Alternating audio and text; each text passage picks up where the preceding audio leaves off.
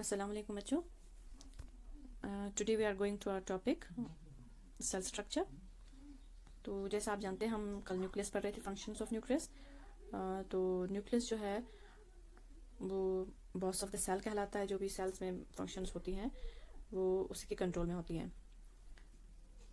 तो और बहुत बड़ी बात है इसमें कि इसमें जो राइबोसोम्स होते हैं न्यूक्लियोप्लाज्म में, तो वो रेस्पॉन्सिबल होते हैं जो हमारे फीचर्स हैं, इनहेरिटेंस जो हमें होती है, माँ बाप से जो हमें फीचर्स मिलते हैं उसका रेस्पॉन्सिबल जो है वो क्रोमोसोम्स होते हैं.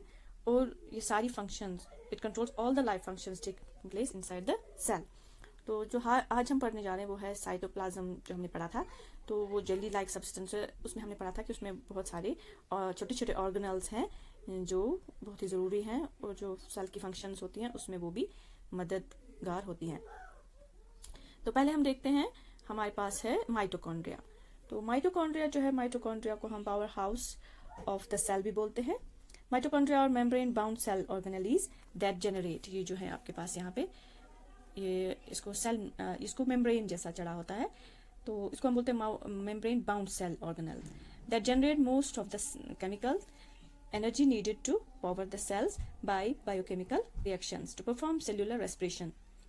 तो इससे में जो ये माइटोकॉन्ड्रिया है, सेल्यूलर रेस्पिरेशन होती है इससे, और ये प्रोवाइड करता है एनर्जी सेल को.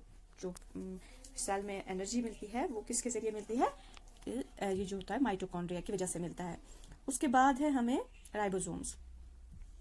तो राइबोसोम्स आप देखिए साथ में है. राइबोसोम्स जो होती है, तो एक ribosome is a complex molecular machine found inside the living cells that produce proteins from amino acids. ये जो राइबोसोम्स होती हैं ये एक मॉलिक्यूलर स्ट्रक्चर है. तो ये भी लिविंग सेल के अंदर होता है. तो ये प्रोटीन्स बनाते हैं फ्रॉम अमाइनो एसिड से, ये प्रोटीन्स बनाते हैं. जैसा कि आप जानते हैं कि हमारी सेल्स के लिए प्रोटीन्स, फैट्स, कार्बोहाइड्रेट्स, जो सारी फंक्शंस होती हैं तो उनके लिए ये चीज़ें ज़रूरी होती हैं. तो उसके बाद हम पढ़ते हैं एंडोप्लाज्मिक रेटिक्यूलम.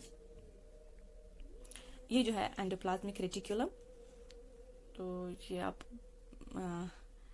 देखिए ये ऐसे होता है. तो इसको बोलते हैं, ये दो किस्म के होते हैं, रफ एंड स्मूथ. तो यहाँ पे मैंने रफ दिखाया, rough endoplasmic reticulum. Endoplasmic reticulum can either be smooth और rough. Its function is to produce proteins for the rest of the cell to function. ये जो होता है एंडोप्लाज्मिक रेटिक्यूलम, इसका भी फंक्शन जो है ये भी प्रोटीन्स बाकी सेल को फराहम करता है. The rough endoplasmic reticulum has on its ribosomes which are small. जो इसके ऊपर जो स्मॉल स्ट्रक्चर्स होते हैं ये राइबोसोम्स ही होती है.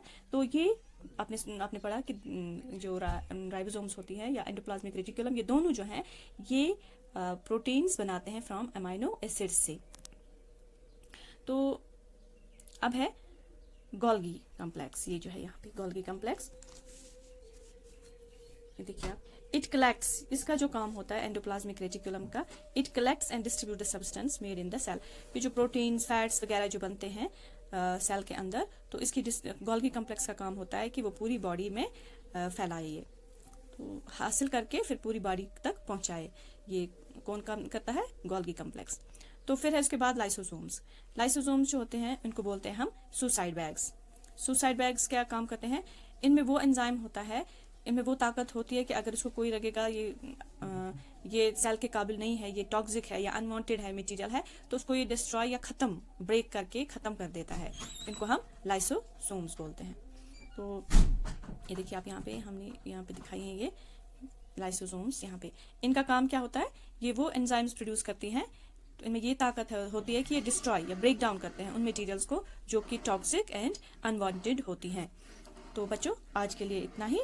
कल आप इसको फिर से देखेंगे और आप ये सेल खुद बनाएंगे तो आपको पता चलेगा फिर कि क्या क्या स्ट्रक्चर्स हैं. ये आपको मैं सेल भी भेजती हूँ. शुक्रिया.